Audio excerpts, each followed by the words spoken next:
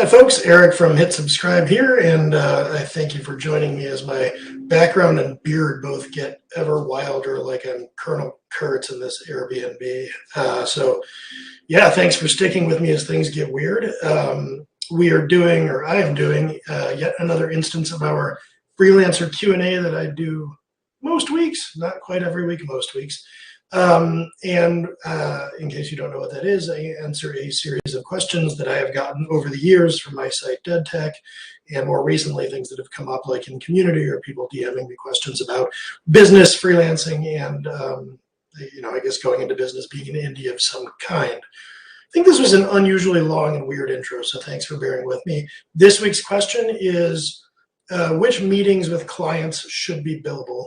So you are a freelancer and you're doing your work, and presumably that sometimes involves meetings with clients. So which meetings should you bill your clients for?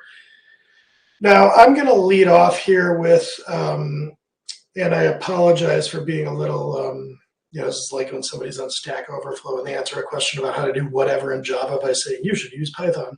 But I don't really believe in billing in this fashion. Like I'm not a fan of hourly billing. I think that you ought to be doing as much as you possibly can to give your clients flat prices, whether it's like a value price of some kind or just, a flat project price for projects that you're doing.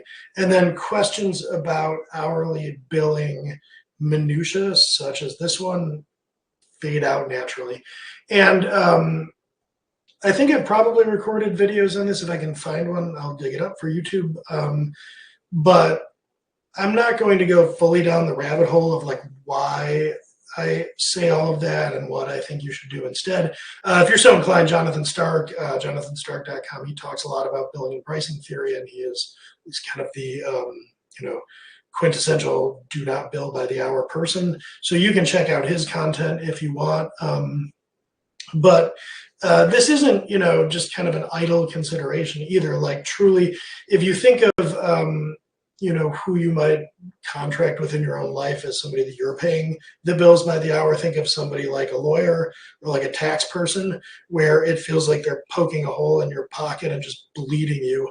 And you dread every moment you're going to meet with them. So you're meeting with a lawyer because you're, I don't know what, you have some kind of dispute in your life, getting divorced, whatever, may be unfortunate enough to happen. And then insult and injury and financial penalty are added to that whole traumatic experience, because every time you talk to this person, you're dreading how many hundreds of dollars it's going to cost you. So when you are billing in this fashion, that's the experience you're creating for clients. Now, your clients are probably not businesses, not people being bled dry of their savings, but nevertheless, that's the feeling that it creates, that they're parting with money and that every meeting with you sucks. Now, you might like that because maybe you don't want to have meetings, but you should understand that if you're in business for yourself, creating a good experience for your clients is kind of what you want to do. So, with that caveat out of the way, I do recognize that people who first hang out their shingle and start doing project soliciting on Upwork or whatever aren't really going to be in a position to do this. And a lot of businesses and consumers of your possible freelance labor will insist on you having an hourly rate. So then we're kind of right back into the nature of this question. But I will say, and I think it's entirely fair to say and call this out, that you don't have to worry about crap like this if you're not billing by the hour. Nickel and diming clients over $15 and who incurs that expense or whatever. And that'll kind of bleed out into all things too. So like it's, kind of in everybody's best interest for you not to be arguing over these types of things and going back and forth about this sort of minutia, because it's bad for the client, but it's also bad for you, because if you are billing in this fashion, the client will rightfully get into the business of saying, well, what were you doing during this 15-minute block of time that you're charging for me, and was this meeting necessary, and so on and so forth. So truly, if you can avoid being in these discussions, flat pricing things in some way will make your life much better. But let's go back and actually look at, okay, so you've got some kind of engagement you're doing, and you're going to be billing by the hour. That's just the way it is. So what should you and shouldn't you bill for? I will say this depends on the nature of the engagement. So for instance, if you are doing what I'll think of as a staff augmentation. You are engaged through some subcontracting firm or somehow to do like 40 hours per week for your client. And it is what you might think of as kind of almost employment. Like you work, you have a single client, and you do all of your work for them. There, you're going to bill your client for every meeting that you're in because you're essentially acting like an employee. And employees, if you will, bill clients for all of their time. I mean, anything that's like work related, you're not going to bill a client for a meeting you have with another prospective client just because you happen to be in their office that day. But anything that is related to the performance of your kind of pseudo-employment duties here that you're doing as a staff augmentation, I think is fair game for billing. And that includes, like, if you're an enterprise client and they're sending you into, like, and I've actually experienced this in the past where I tried to push back on it and they said no, they're sending you in for their like bribery training because you're doing an extended like on-site. Well, fair game, bill for that time, bill for team lunches you go out to or whatever, because you are essentially more or less an employee. So you would recreate employment in a billing context.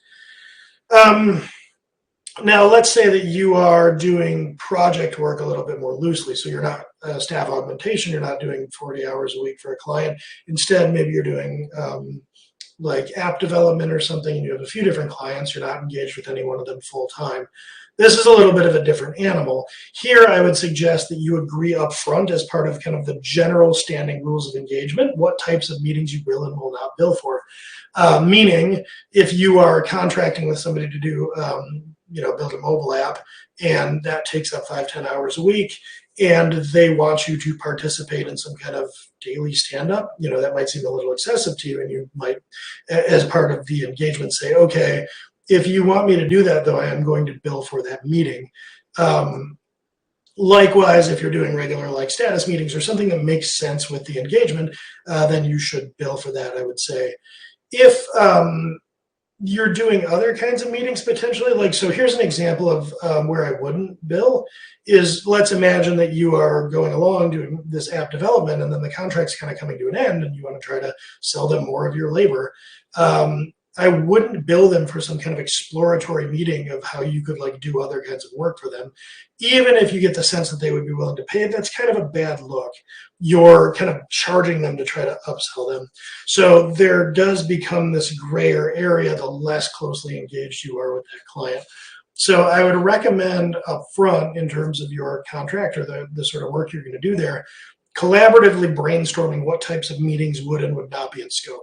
And this is generally just a good exercise for anything that you're doing, because you want to define the rules of engagement over the course of your interactions with them and have that kind of clearly designated or written up, in a contract or in a statement of work, or even just, verbally agreed to if you trust each other. But you want it clear, what falls within your work purview and what does not. So having drawn that distinction between a staff augmentation, kind of a pseudo-employee, and somebody who's doing project work, I guess maybe what I can do is run through, if I were running a practice, what I would and wouldn't bill for, as defined by the rules of those engagements, or rules of engagement. So like if I were defining what I would and would not want to bill for meeting wise, what do I think would be silly to bill for versus like what would be a good idea to bill for, what seems like it would be acceptable to the client.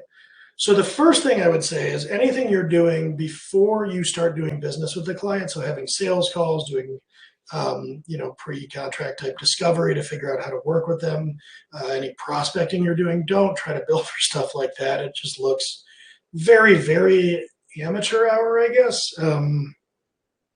Your revenue, your business acquisition is your problem. It is not any of your client's problem.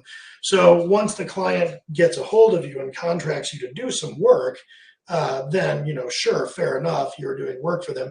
Anything up to that moment, though, really ought to just be you, if you're a professional of any kind, carrying and feeding for your own business. Like bringing in business is a you problem, not a client problem. And really, I guess even in the employed world, you don't see that, because for the most part, companies aren't going to like compensate you for job interviews and all that good stuff. So I definitely wouldn't try to do that. The only I guess, exception I might offer to that, I think still should go on post sales. But if it's that you want to do a kind of paid discovery or something, so perhaps somebody's going to bring you into, let's go with the mobile app example again. They're going to bring you in to build a mobile app for them, but maybe you have an engagement that you do before that to discover whether or not they're like set up for success. So you might go in and kind of kick the tires on their idea, see what they're going to try to do, what technologies they want to use. I don't know, whatever the case may be. There's some discovery in there.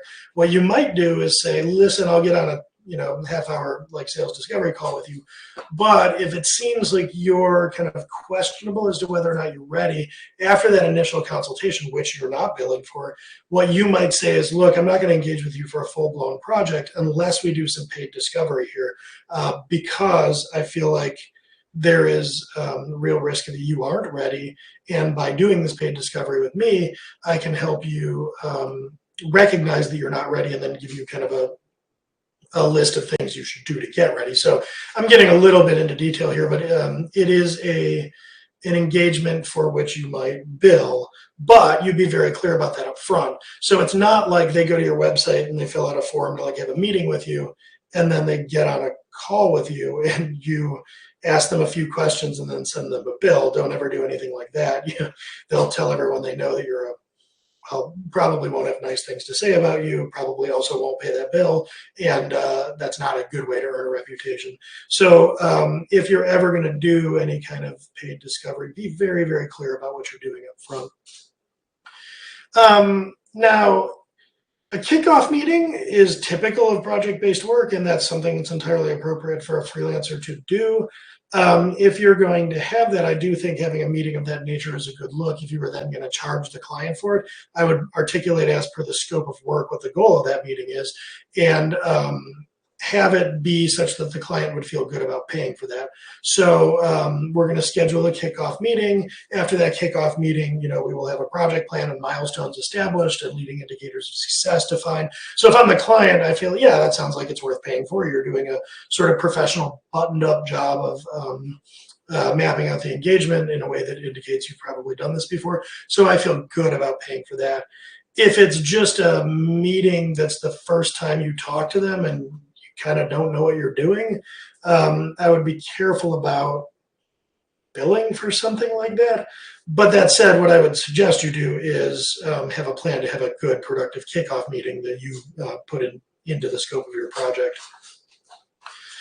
Status meetings, I think, are entirely appropriate for you to have as billable meetings. I've got a list of like different kind of meetings that you might have that I'm referring to. So I think it's fair, just bake that into the statement of work.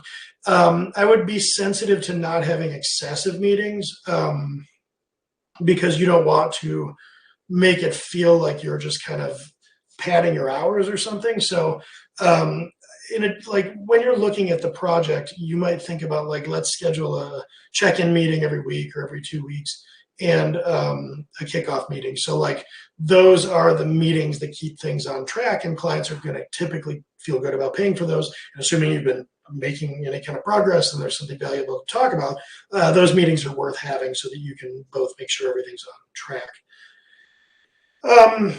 But again, kickoff meeting, status meeting, you're really going to want to define up front who's paying for those, and whether their client is paying for them or not. And then I can see this going either way. You probably do want to be billing for those, but if the client pushed back enough, or if you didn't really have anything of super valuable stuff to present, then maybe not. So that might be more debatable.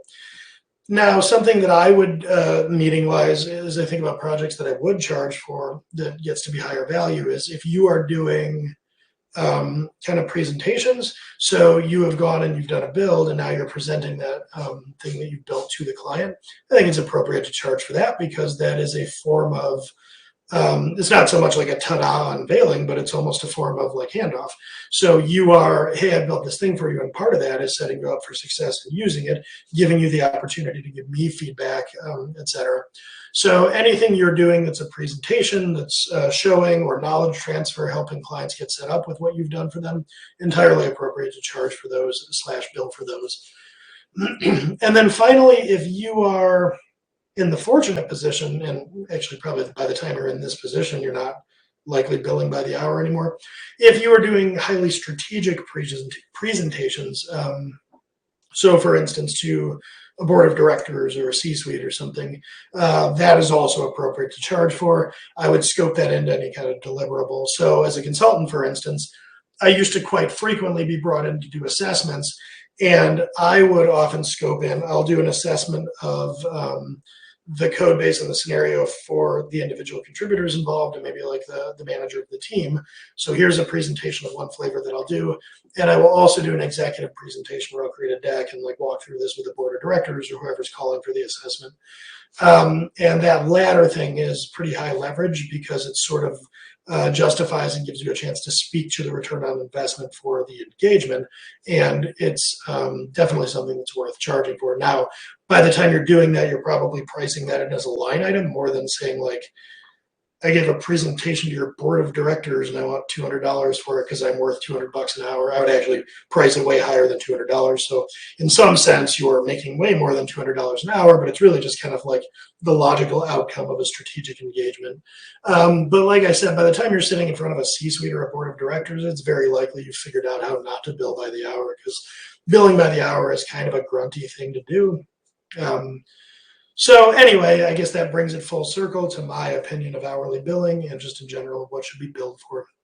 So to summarize, first of all, try not to bill by the hour at all, and then this isn't an issue. But if you are billing by the hour, I think it's just really important to decide upfront alongside the client as to what billable meetings are in the scope of your engagement. And as long as you get agreement to that upfront, then have as many of those meetings as make sense for the engagement and for the good of the client. And then, you can feel comfortable for billing for those meetings, assuming you've both agreed to those rules of engagement. So hopefully that helps and makes sense, and I will catch you all next time.